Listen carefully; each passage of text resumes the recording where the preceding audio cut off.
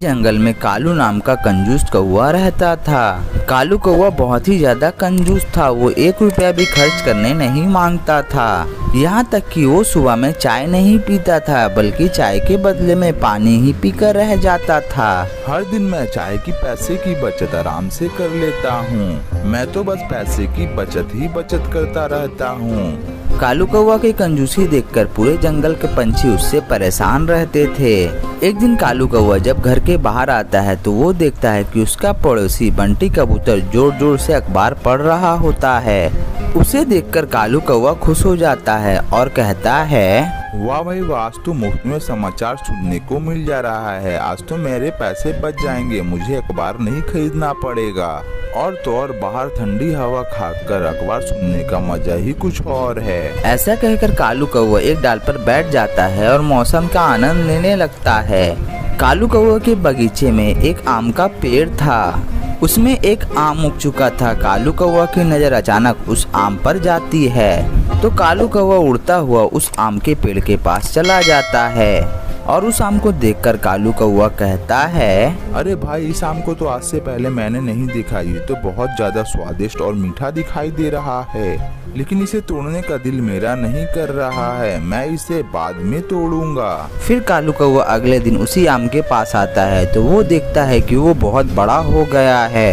ये देखकर कालू कौवा हैरान हो जाता है और कहता है, एक दिन में इतना बड़ा हो गया, और कुछ दिन रखूंगा तो इससे भी बड़ा हो जाएगा। ये कहकर कालू कौवा उस आम को छोड़ देता है और उसे नहीं तोड़ता है। वो आम बढ़ते बढ़ते एक बहुत बड़ा आम बन जाता है। फिर एक दिन कालू कौवा जब वहाँ पर आता है तो वो देखकर हैरान हो जाता है। उसका आम अब बहुत बड़ा हो चुका था। अरे वाह वाह वाह, मेरा आम, बड़ा आम, दिल तो गार्डन ही गार्डन हो गया।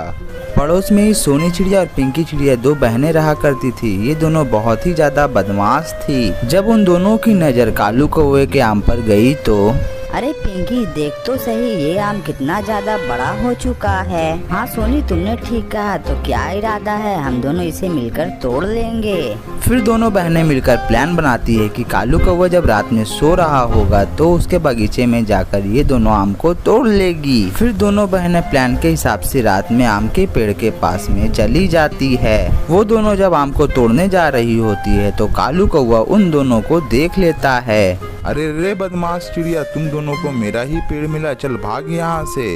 ये कहने के बाद उन दोनों चिड़िया को कालू कौवा वहाँ से भगा देता है। उस दिन के बाद से कालू कौवा आम के पेड़ के पास में बैठकर आम की चौकीदारी करने लगता है। लेकिन उन दोनों बहनों ने हार नहीं माना था। उन दोनों ने अलग अलग प्लान बनाया था आम को तोड़ने का। फिर एक दिन कालू कौवा आम की रखवाली करते हुए सो जाता है। ये मौका देखकर दोनों बहनें वहाँ पर पहुँच जाती है आम को तोड़ने के लिए। तभी कालू कौवा की आँख खुल जाती है। फिर कालू कौवा उन दोनों को मारने के लिए भाग जाता है। कालू कौवा उन दोनों को मारने के लिए जाता है, तभी वहाँ पर बदमाश चील आता है और कालू कौवा का वो आम खा लेता है। अरे कालू भैया, जरा पीछे तो देखो, तुम्हारा आम तो उस चील ने खा लिया। कालू कौवा जब पीछे पलटकर देखता है तो उसके होश उड़ जाते हैं। ना तो खुद खाया, ना तो किसी और को खाने दिया। आपके साथ ऐसा ही होना चाहिए था।